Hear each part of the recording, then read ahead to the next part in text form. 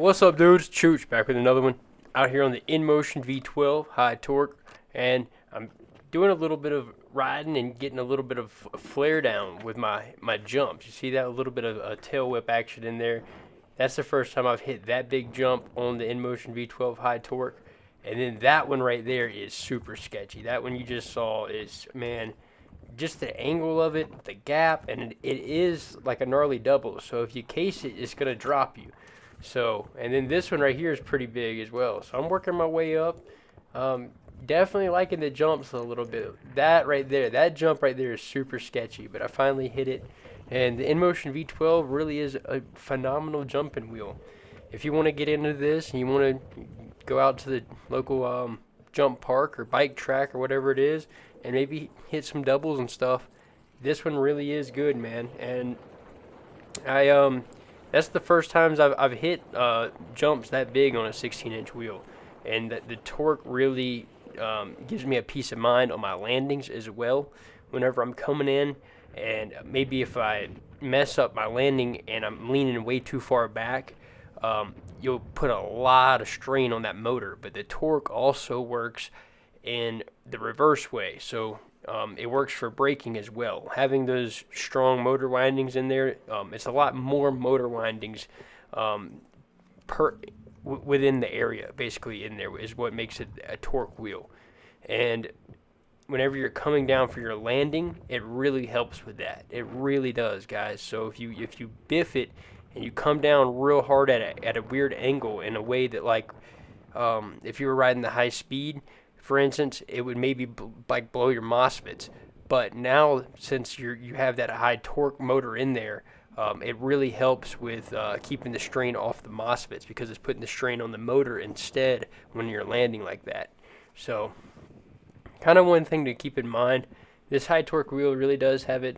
It has its advantages. It really does. And I kind of misspoke about it that first day I got it. Whenever I went out and crashed on it, I just it was really user error, man. I had too high of tire pressure in it, and I just hit a bump with a 40 psi in it, already going almost at top speed. And so whenever it hit, it knocked me up in the air and knocked me off kilter. There was nothing left, power-wise to the wheel. It was already going its maximum speed. It hit that bump, projectiled me up in the air, seesawed me forward, and it was really user error. And it was just, I needed to get used to this wheel. But now that I've gotten used to it, I've got my right tire pressure. It just gets better and better every single day. And it's pretty wild, man. These little INMOTIONs, kind of blow my mind. These little V12s. It's not a wheel that I seriously ever thought that I'd be loving like I do, man. But I ride it constantly, and it's kind of a bad thing because, like with the races coming up, I think I'm gonna try to ride the EXN whenever I go to the races, and I don't know. I feel like I've been putting too much time on this one again, like I did before the races up there, and you really need to ride like a 20-inch or 18-inch or 19-inch plus wheel or so, like in races. I think 16 is just a little bit too small. I think just like with any sport, like if they tried to regulate it and were like, hey, you can only ride 16-inch wheels, people would be like, hey, man, like, well, we can go faster on an 18 to 20-inch wheel. And I totally get that. I just love the ride, just the way this thing rides and the way you can add a little bit of flair on it, the form factor, how lightweight it is. I mean, back to this, it's one of those wheels that just doesn't have an insane amount of battery power in it. And one time, whenever I was out riding this V12 high torque, there was one day out of like the probably 60 days that I've rode this thing, there was one day out there that I would wish I had more battery. But for all the other times, guys, like it's perfect. That amount of battery is perfect in there, and it's like the wheel stays lightweight and it's not too big of a machine. Like the V-Goat EXN has 1,000 more watt hours than this one, and it's almost like why I would want to race and ride this one at a race, because you just don't need 2700 or 28, or however many it is. It's 27 or 2800 watt hours in the EXN. You don't need all that battery to do a few laps in a race. So that's one thing I'm really thinking about with that, guys. So that's why, like, I really want to get a RS high speed. So I don't have an RS high speed, but I think that that's going to be the next wheel that I actually buy for race season. So I've never got sent a RS because I got the M Super Pro right before the RS came out. But I think that's going to be the next wheel I personally buy. Like if a company doesn't want to sponsor one or anything like that, then I think the next wheel that I personally get is going to be the RS high speed. So if y'all wanted to know what I've been eyeballing, that's what I want to get for race season. Simply because it's fast. You can do jumps on it. You can ride it off-road. I'm going to get the off-road CST tire on that wheel. And you can ride it, you can ride it everywhere. You could do all terrain on that thing. And it doesn't have an excessive amount of battery power like the Shermans or the EXNs to where it's going to be too heavy for racing and stuff like that. So that's what I'm eyeballing next, guys. I love the INMOTION, but I think a lot of people will love this wheel for sure. But it's just, I love getting new wheels and branching out to different things. And I don't know. I've really been eyeballing the RS high speed. So I'm probably going to contact eWheels about that soon and be like, hey, dudes, or anybody else really out there that can offer me a good price on one. I'm willing to pay for it. So I think that's definitely the wheel I'm trying to get next. If y'all wanted to know, because a lot of people are like, hey, well, if you could get one wheel, what would it be? And it's one that I don't even have right now. I definitely think the INMOTION V12 high torque definitely has its place. Like, it's a sick little 16-inch high torque wheel. You got the upgraded rim on it. It comes standard with a awesome looking tire. I love the feel of this tire, man. I love this tire on this wheel that it ships with. And it's a refined wheel. It looks really good. You got that display on there. And if you're not an idiot like me and crash it at 40 miles an hour, you're not going to break the display on top of it. The shell build quality is way better than the B-Goat RS for sure. The outer shell build quality, you can really wreck this thing hard and it's not going to get torn up. Compared to the B-Goat RS19, if you crash that thing as hard as I did this wheel the other day, that thing would have exploded. Like, it literally would have it would have broken in half and you'd have had pieces flying everywhere. This thing, I crashed it at 40 miles an hour and it was literally pretty much fine. And I put a little bit of shoe goo on the front bumper up there and then a new LCD display and I'm good to go. But it's incredible how hard I crashed this thing and the whole entire outer plastic shell stayed intact.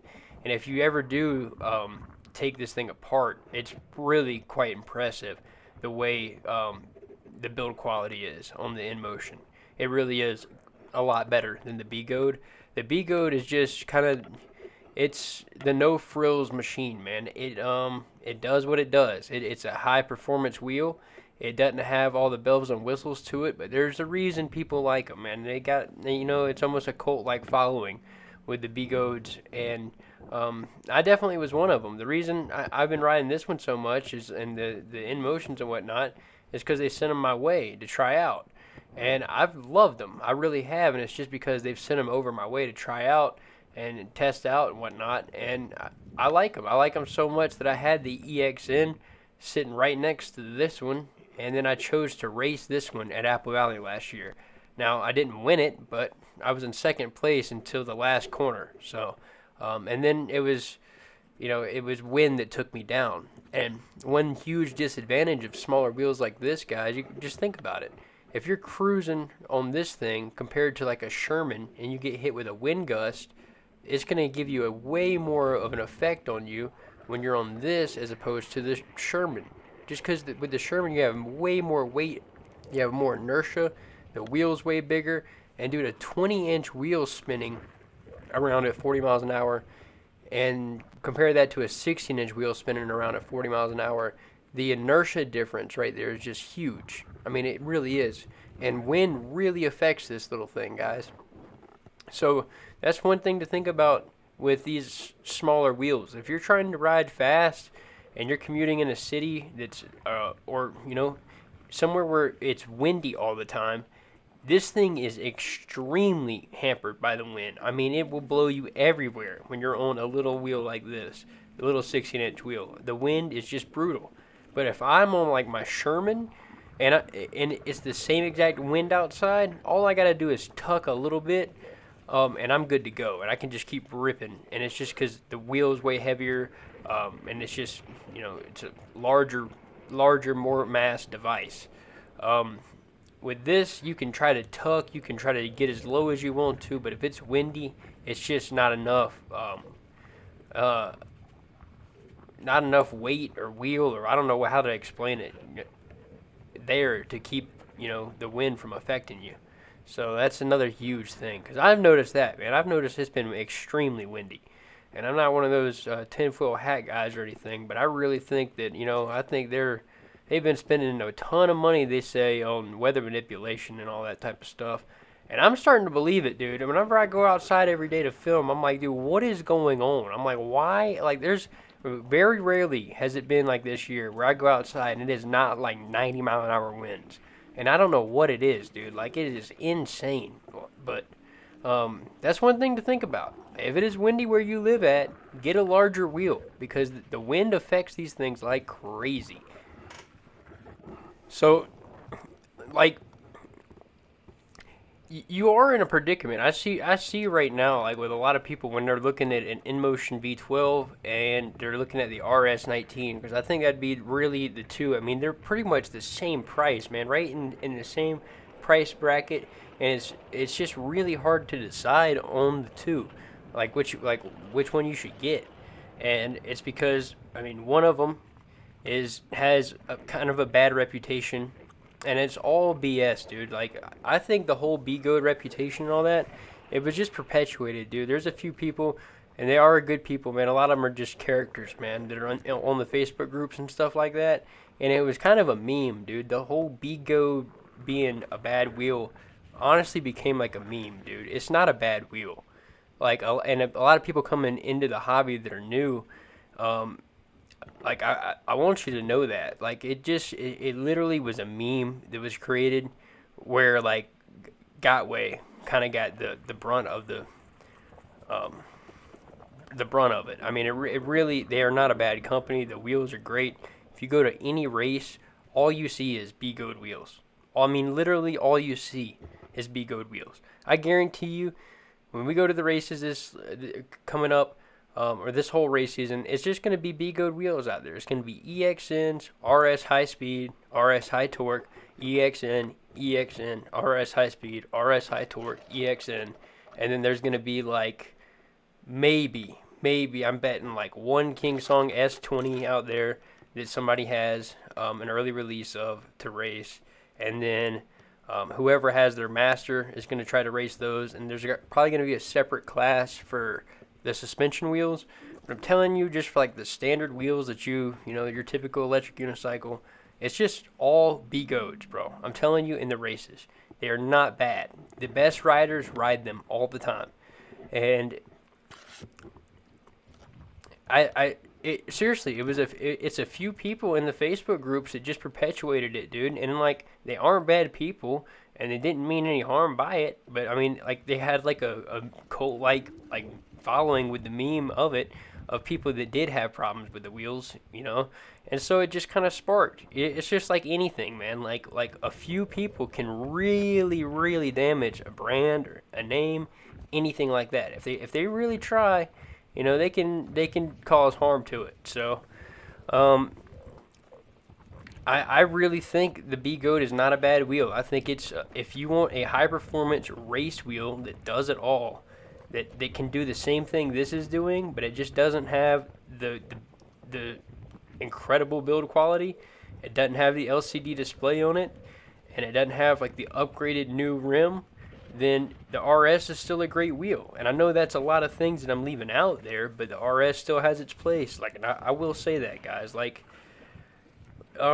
If I walk down, to put it this way though, if I walk down and like saw two sitting under the Christmas tree, like if I literally had never seen two electric unicycles before, and like two of these were just brand spanking new, and I'm completely I had no idea electric unicycles exist, and I'm walking down the stairs. It's like Christmas morning, and these two are sitting under the Christmas tree, brand new. You have the RS19, like high torque right there, and then you have the INMOTION V12 high torque sitting right there. The first one I would go to, the first one I would grab, the first one I would be like, this is so cool. I would immediately go to the INMOTION V12, just out of the cool factor, the first cool factor. Okay, and I would love, like, if I got learn how to ride it, like for the first few months. Like if I learned how to ride it and I understood what they were, I'd probably pick the INMOTION V12 9 times out of 10 for the first year, over the two. If I had both of them in the house, brand spanking new, sitting next to each other. Now, once I got a little bit better, once I learned the wheel and got a little bit better and wanted to go like trail ride, I started playing with my tire pressure. I started really learning how it responded to certain bumps and turns and jumps and everything like that. I would slowly start wanting to try out that RS19. And then I would literally take that RS19 out for like a trail ride or two, or whatever it may be, and then that would end up being the daily driver after like a year. But I think the INMOTION V12 definitely has its place. Like, I think it's awesome. I still love riding it, even though I have the EXN, the Sherman. I have an M Super Pro, which is pretty much just like the RS high torque. Goes a little bit slower, a few miles an hour slower, but I would still ride the INMOTION V12. There's some days where I would still ride this one over all of those wheels, and I do. I ride this over all those wheels pretty much all the time, just because this wheel just came out, and I'm filming videos for it and all that type of stuff, and I really am enjoying it. But I am saying, like, the breakdown of and thought process of like the RS19 to the V12. The first cool factor of, like, the LCD display, the build quality, the trolley handle, the cool orange rim on it, the upgrade, the tread, everything that this thing ships with the price point is, for the first year, going to blow your mind, going to be way better. Going to be a great learning wheel. You can change your pedal height. That's something you can't do with the RS. You can change your pedal height, guys. So I have it in the highest setting right here. So you see where my feet are as opposed to the bottom of the tire. I can actually lower that. So my center of gravity would be lower, and the wheel would be easier to ride. It would be a little bit less squirrely, easier to ride, but I just wouldn't have as much clearance there for rocks and obstacles and stuff. So one cool thing about the V12 also is you can raise that up over time. So there's a lot of little bells and whistles on the V12 that the RS just doesn't have.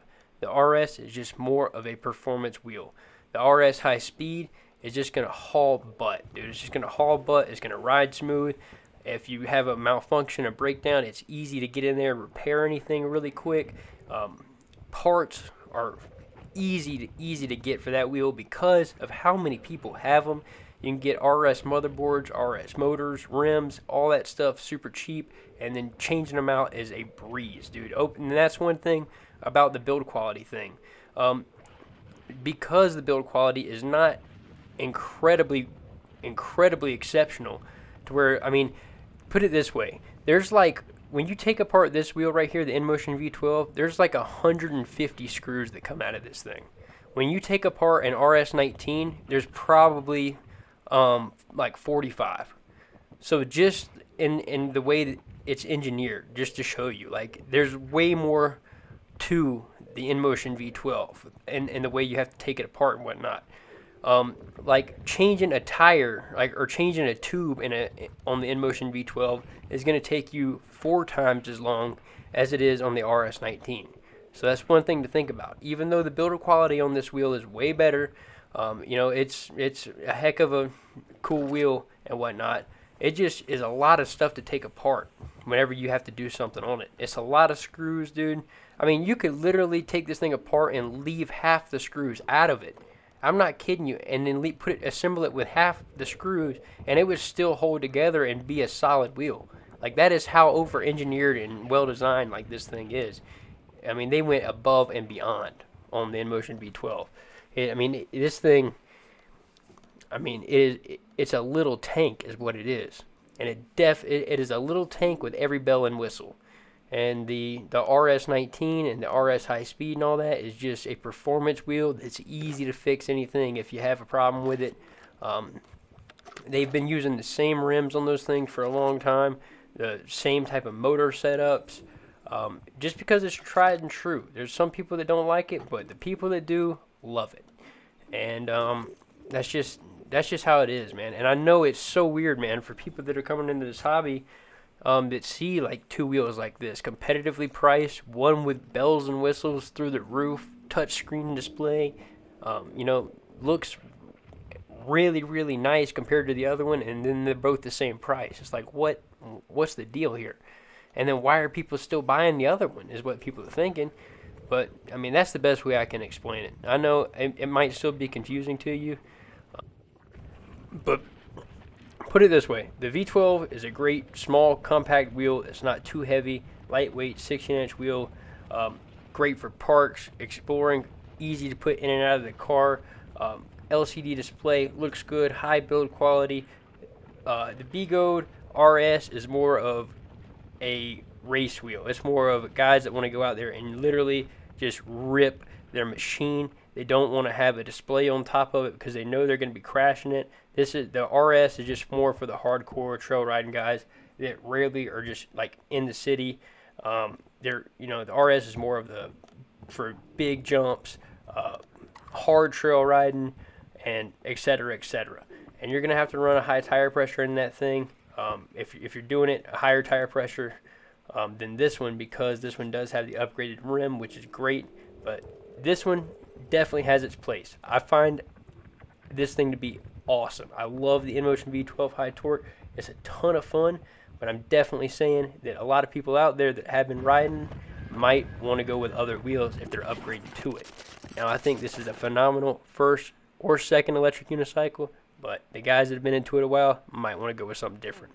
Anyways, links below, guys, or click the card above to purchase your next electric unicycle or pre-order the S20, the Master, or any other wheels. It helps me out. It helps me keep rocking and making these videos.